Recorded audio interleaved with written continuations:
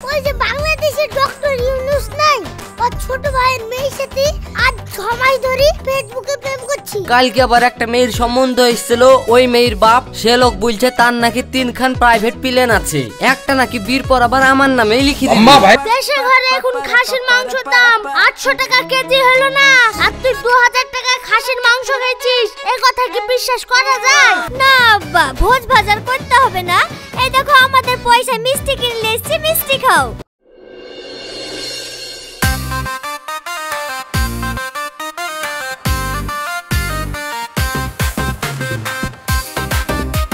জানিস রিয়াজ, দিন দিন জিনিসের স্বাদ কমে যাচ্ছে। 2000 টাকা দিয়ে ভালো খাসির মাংস কিনে নিয়ে আসনু, সেই খেয়েই মাংসের কোনো স্বাদই নাই। আগে গায়ে ঘরে এক বাড়িতে মাংস রান্না হইলে ওই মাংসের সেন্টে গোটা গায়ের লোকেরই ভাত খাওয়া হয়ে যেত। আর এখন এত মশলাপাতি দিও আগের মতন আর মাংসের স্বাদ আসে না। তুই এখানে বসে আছিস, আগে জানলাম এখানে আসতো কিনা। এই তুই আবার এই কথা বলছিস কেন? এ কথা বলবো না, তোর যা ফুটানো কথা। দেশে ঘরে এখন খাসির মাংসের দাম 800 টাকা কেজি হলো না, আর তুই 2000 টাকায় খাসির মাংস খাইছিস, এই কথা কি বিশ্বাস করা যায়? খাস তুই পুঁটি মাছের ঝোল, তার আবার বড় বড় ডায়লগ। ভালো খাসির মাংস খেতে গেলে ওই 2000 টাকায় কেজি পড়বে, বুঝতে পেরেছিস? জীবনেতে কোনোদিন খাসির মাংস পয়সা দিয়ে কিনে খাসনি, তাই জানবি কি করি? সেই কথাই বলে না, দেশের চাটাই না আর তাম্বুর পায় না, তোর হয়েছে তাই। তবে 2000 টাকা করে খাসির মাংস কিনে না খাইলেও এই তো কতদিন আগে বাংলাদেশের মুন্সিগঞ্জ থেকে আমার ভাই পদ্মার একটা 6.5 কেজি ওজনের ইলিশ মাছ পার্সেল করে পাঠিয়েছিল। ওই মাছ খেয়েছি, ওফ তার কি স্বাদ! সেই ইলিশের গন্ধ আমার হাতে মনে হয় এখনো লেগে আছে। কি বললি? 6.5 কেজি ওজনের ইলিশ নাকি? তাহলে মনে হয় ওই ইলিশ পদ্মার ইলিশ না, ওই পুকুর টুকুরে হয়েছিল, তোর ভাই তোকে ছিপ দিয়ে ধরে পাঠিয়ে দিয়েছে। শোন, ফালতু কথা বলিসনি। তুই যদি 2000 টাকা কেজি খাসির মাংস কিনে খেতে পারিস, তাহলে আমিও 6.5 কেজি ওজনের ইলিশ খেতে পারি, বুঝতে পারলি? কথা সত্য। লে অত রাগ করিসনি। তা তোর ছেলের কি খবর? শুনলো নাকি চাকরি বাকরি কিছুই পায়নি, বাড়িতে বসে বসে খায় আর ঘুমায়। ও ছেলে বাড়িতে রাখার দরকার কি? ঘাত ধরি বাড়ি থেকে বের করে দিবি। আরে সুহান, তুই ভুল শুনেছিস। আমার ছেলের পুলিশের চাকরির ইন্টারভিউ হয়ে গেছে, আর কদিনের মধ্যে থানার বড় বাবু হয়ে যাবে। আর তোর ছেলের খবর কি? শুনলো নাকি কাজ কাম কিছুই করে না, পাড়ায় পাড়ায় ডাম্পাগিরি করে বেড়ায়। না রে, তুই ভুল শুনেছিস। আমার ছেলেও ভিডিও হওয়ার লাগি পরীক্ষা দিয়েছে, আর কদিনের মধ্যে আমার ছেলে ভিডিও হয়ে যাবে, বুঝতে পারলি? হ্যাঁ হ্যাঁ, সবই বুঝতে পেরেছি, তুই থাক, আমি গেল। আচ্ছা,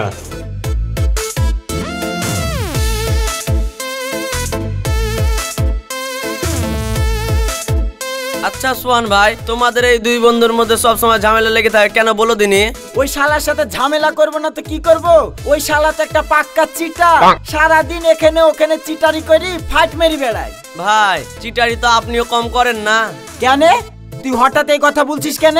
বলবো না, আজকে তো আমি ভাবিকে পোল্ট্রির চামড়া আনতে দেখনু, আর আপনি বলছেন আপনি কিনা 2000 টাকার খাসির মাংস কিনেছেন, তাহলে আপনি বা মামুন ভাই থেকে কম চিটার নাকি?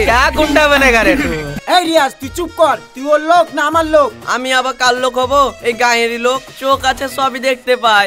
আরে সব দেখতে পাস ঠিক আছে, কিন্তু সব কথা সব জায়গায় কি বলতে হয়? চ বাড়ি, চ বাড়ি যাই। ঠিক আছে ভাই, চলেন।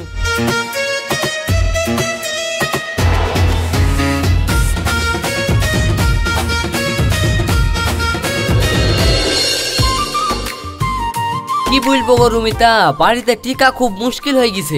ডেলি ডেলি একটা না একটা মেয়ে সম্বন্ধ এসেই যাচ্ছে। কোন মেয়ের বাপ বলছে তার একটা মেয়ে 50 বিঘি সম্পত্তি আছে, বিয়ের পর নাকি সবই আমার নামে লিখে দিবে। কালকে আবার একটা মেয়ের সম্বন্ধ এসেছিল, ওই মেয়ের বাপ সে লোক বলছে তার নাকি 3খান প্রাইভেট প্লেন আছে, একটা নাকি বিয়ের পর আবার আমার নামে লিখে দিবে। अम्मा बहन पे आ जाऊंगा मैं इनकी।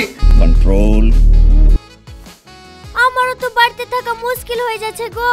এই তো কালকেই খালা ফোন করেছিল, খালার ভাসুরের একটা ছেলে আছে, সে নাকি লন্ডনের ডাক্তার, এই কদিনের লেগে ছুটিতে বাড়ি এসছে, আর ছবি দেখে আমাকে পছন্দ করে নিয়েছে, আর বলছে নাকি একবারে বিয়ে করে আমাকে লন্ডন নিয়ে চলে যাবে। আমিও কি করব ভেবে পাচ্ছিনি। শুনো, ওই লন্ডনের ডাক্তার তোমাকে বিয়ে করতে আসবে না, বুঝতে পারলে তো? ঝাড়ি মারছো একটু দেখে শুনি মারো। হ্যাঁ, আমি ঝাড়ি মারছি না, আমি ঝাড়ি মারছি। আর তুমি মনে হয় খুব সাধু, প্রাইভেট প্লেনের মালিকের মেয়ে তোমার মতো বেকারকে বিয়ে করতে আসবে না। তুমি আমাকে কোচি খোকি পেয়েছো। আরে শোনা, তুমি রাগ করছো কেনে? আমি কি তোমাকে কম ভালোবাসি? আর তাছাড়া সম্বন্ধ আসলো তো কি হলো? আমি কি তাদেরকে বিয়ের কথা দিয়ে দিয়েছি নাকি? আমিও তো তাই বলছি, ছেলে আমেরিকা থেকে আসুক আর লন্ডন থেকে আসুক, আমি কি তাদেরকে বিয়ে করতে যাচ্ছি নাকি? তবে তোমার বাড়িতে আমাকে মানুক বা না মানুক, যদি তুমি আগামী 7 দিনের মধ্যে আমাকে বিয়ে না করো, তাহলে কিন্তু এবার আমি অন্য জায়গায় সত্যি সত্যি বিয়েতে মত দিয়ে দিব। ও শোনা, রাগ করে না, রাগ করে না। আর কটা দিন, তারপরে আমার সিভিক পুলিশের চাকরিটা হয়ে যাবে, তারপরে আমি তোমাকে বিয়ে করে ফেলবো, ঠিক আছে? ठीक है।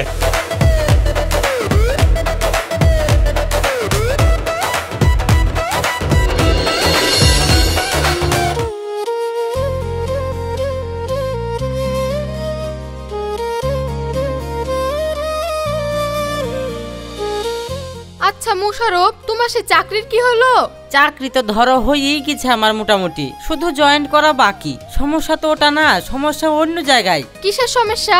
আসলে আমার এক মামা সিঙ্গাপুরে থাকে, ওইখানেই বিরাট এক কোম্পানির মালিক। বাড়িতে মামার একটা মেয়ে আছে, তো এখন মামা বলছে ওর সাথে আমার বিয়ে দিয়ে আমাকে লি নাকি ওই একেবারে সিঙ্গাপুরে চলে যাবে, আর ওই মামার কোম্পানি নাকি আমার নামে লিখে দেবে। আমি কি করব ভেবে পাচ্ছিনি। কি আর বলবো মোশাররফ, আমারও তো একই সমস্যা। আমার এক ফুফু ছেলে আছে, মালয়েশিয়াতে থাকে, আর ওইখানে পাম তেলে তার বিরাট বিজনেস। তার উপরে কদিন হলো মালয়েশিয়া থেকে দেশের বাড়িতে এসেছে, হাতে কোটি কোটি টাকা। এখন ওর ইচ্ছা হয়েছে আমাকে বিয়ে করে দুবাইয়ে থাকবে, আর ওইখান থেকে সারা পৃথিবীতে পাম তেলের বিজনেস করবে। শুনো, অত ঝাড়িয়ার মেরো না, তোমাকে লিয়ার দুবাই যাবে না, দেখো জাহান্নামে যাবে। ও, তোমার মামা তার মেয়ের সাথে তোমার বিয়ে দিয়ে সিঙ্গাপুরে নিয়ে যেতে পারবে, আর আমার ফুফাতো ভাই আমাকে বিয়ে করে দুবাই নিয়ে যেতে পারবে না। না যাও, তোমার সাথে আর কোনো কথাই বলবো না। আরে সোনালি, তুমি রাগ করছো কেন? আমি কি আমার মামাতো বোনকে বিয়ে করে ওই সিঙ্গাপুরের প্লেনে চেপে পড়েছি নাকি? না না, আমি রাগ করবো কেনে? তুমি তো রাগ দেখাচ্ছিলা। আমিও কি আমার ওই ফুফাতো ভাইকে বিয়ে করি দুবাইয়ের প্লেনে চেপে পড়েছি নাকি? তবে আমার বাড়ি থেকে আমার লেগে ছেলে খুঁজছে। তুমি যদি 3 শতকের মধ্যে আমাকে বিয়ে না করো, আমি কিন্তু যে কোনো দেশের একটা প্লেনে সত্যি সত্যি চেপে পড়বো। না না সোনালি, ও কাজ করো না, তাহলে আমি বাঁচবো না। আর কটা দিন অপেক্ষা করো। ওই ব্লকে আমার সুইপারের চাকরিটা হয়ে গেছে, জয়েন করার সাথে সাথে আমি তোমাকে বিয়েটা করে ফেলবো। ঠিক আছে, যা করার একটু তাড়াতাড়ি করো। ঠিক আছে ঠিক আছে, তাই করবো। ও মা গো টুরুলাও।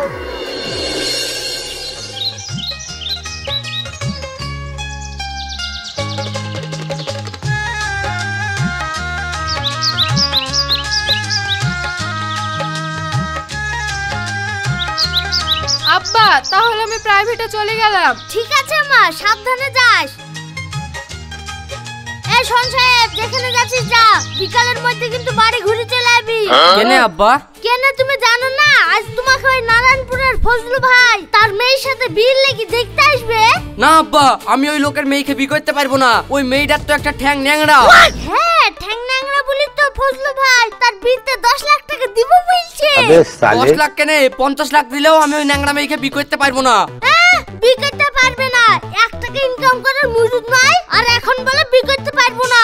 শোন, তোকে ওই মেয়েকে বিয়ে করতে হবে, আর আমি ওই বিয়েতে 10 লাখ টাকা লি সোনালির ভালো জায়গায় বিয়ে দিব।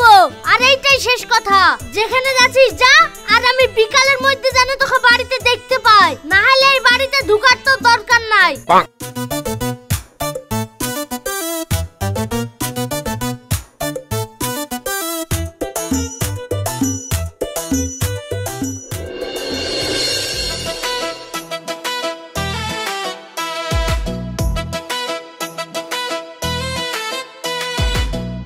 আব্বা, আমি বন্ধুদের সাথে একটু বাইরে যাব, আমাকে 500 টাকা দাও। 500 টাকা নাকি? টাকা কি গাছের পাতা যে ছিড়বো আর আমি তোকে দিব? শোন, তোকে বন্ধুদের সাথে বাইরে যেতে হবে না, তুই বাড়িতেই থাক। ওই ছলিমদ্দি ভাইয়ের মেয়ের সাথে তোর বিয়ে ঠিক করেছি, ওরা আজকে তোকে দেখতে আসবে। না আব্বা, আমি ওই মেয়েকে বিয়ে করতে পারবো না, ওই মেয়ে তো কালো পেঁচি।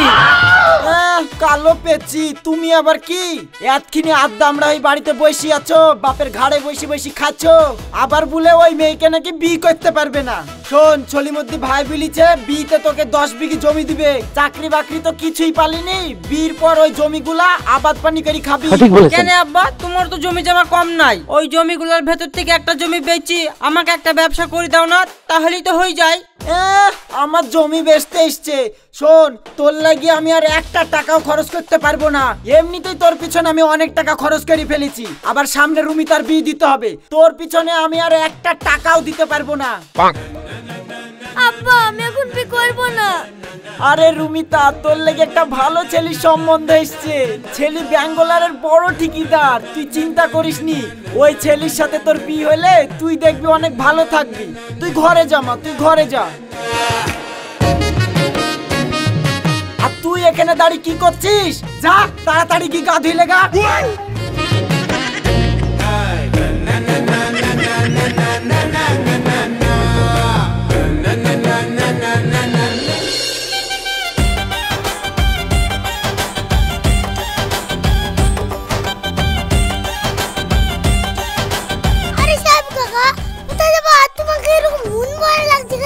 কি বলবো গো ভাইপো, আমি বিরাট টেনশনের মধ্যে আছি।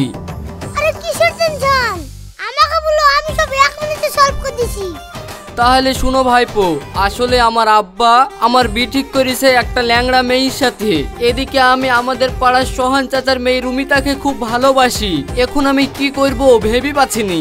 আরে কাকা, তোমার বিয়ে হয়ে গেছে পাকা, তাই লাগে তুমি এত টেনশন করছো কেন? আমাকে দেখে কিছু একটা শিখতে তো পারো। তার মানে?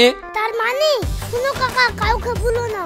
ওই যে বাংলাদেশের ডক্টর ইউনুস নাই, ওর ছোট ভাইয়ের মেয়ের সাথে আজ 6 মাস ধরে ফেসবুকে প্রেম করছি। আর এই দেখো আজকে কথা হয়ে গেছে, আমি এখনই ওকে বাংলাদেশ থেকে বিয়ে করে আনতে আছি। তুমি বাড়ির কানটাই ওই সোহান দাদুর মেয়েকে বিকলে চলে আসতে পারছো না, তাহলেই তো সব লেখা ছুটে যায়। তাই নাকি ভাইপো? এই কথা তো কোনোদিন শুনিনি। আরে এইসব গোপন কথা, এইসব কথা কি সব জায়গায় ভুলা যায় নাকি? আসলে আমি তোমাকে অনেক আপন ভাবি তো, তাই তোমাকে আমি বললাম। তাহলে তুমি থাকো, আমার আবার যেতে দেরি হয়ে যাচ্ছে। ঠিক আছে।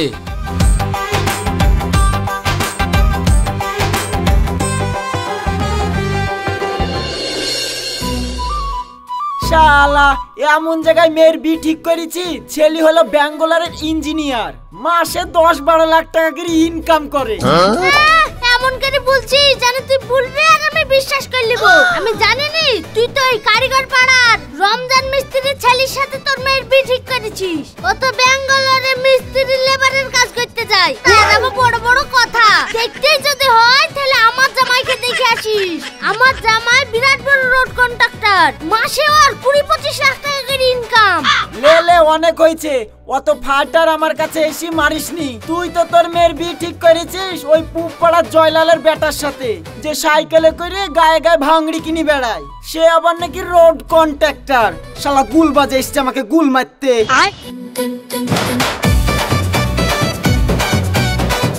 আরে ভাই, তোমরা নিজেদের মধ্যে ঝামেলা করো না, বাড়ি যাও, দেখো গা তোমাদের বাড়িতে কি হয়েছে। কি হয়েছে?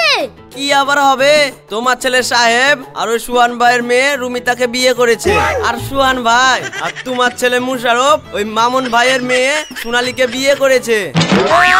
তুই কি বলছিস রে রিয়াজ? হ্যাঁ, আমি ঠিকই বলছি। আমার কথা বিশ্বাস না হলে বাড়িতে গিয়ে দেখে আসো গা।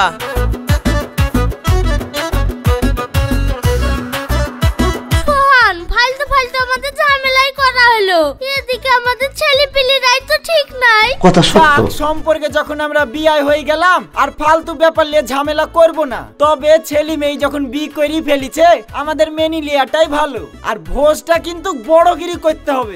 বিয়ের ভোজটা বড় সড়ো করেই হবে। আমি ভাইকে বলে দেব একবারে বাংলাদেশের চাঁদপুর থেকে ওই 6.5 কেজি ওজনের ইলিশ ভাই কুইন্টাল 5 প্যাক করে পাঠিয়ে দিবে। ওই ইলিশ দিয়ে ভোজটা হয়ে যাবে। তাহলে আমি বা বাদ দিব কেন? আমিও বিহার থেকে 100 পিস দল বলি রিয়াজি খাসিলি চলে আসবো, বিরাট বড় করে ভোজ করব। ঠিক আছে? ঠিক আছে বিয়াই, ঠিক আছে। এই শালারা তো জীবনেও পাল্টাবে না, যেমন চিটার আগে ছিল এখনো সেই চিটারই থেকে গেল। এদের কথা শুনতে গেলে আমার নিচের জিনিস মাথায় উঠে যাবে। তার চেয়ে বড় নাম বাড়ি যায়। শোন, বর্ধমানে সীতা হোক আর মিহিদা জানা আসবে। হ্যাঁ হ্যাঁ, তাহলে আমি নবদ্বীপের ওই লাল দইটা নিয়ে আসবো, আর শক্তিগড়ের ল্যাংচা নিয়ে আসবো, আর বাগবাজারের বড় বড় রসগোল্লা, ঠিক আছে? আচ্ছা ঠিক আছে। আব্বা তোমাকে আর কষ্ট করে বাংলাদেশে গিয়ে ইলিশ আনার দরকার নাই, আমরা রেজিস্ট্রি বিয়ে আগে সেরে ফেলেছি। জানি। হ্যাঁ আব্বা, তোমাকে আর বিহারে গিয়ে খাসি কিনে আনতে হবে না। কেন রে, তাহলে কি ভোজ হবে না? না আব্বা, ভোজ বাজার করতে হবে না। এই দেখো আমাদের পয়সা মিষ্টি কিনলে এসছি, মিষ্টি খাও। হ্যাঁ আব্বা, এ দেখো মিষ্টি খাও। বাহ, তাহলে ভালোই হলো, ভোজ যখন করতে হবে না। দে দে দে, তাহলে মিষ্টি দে।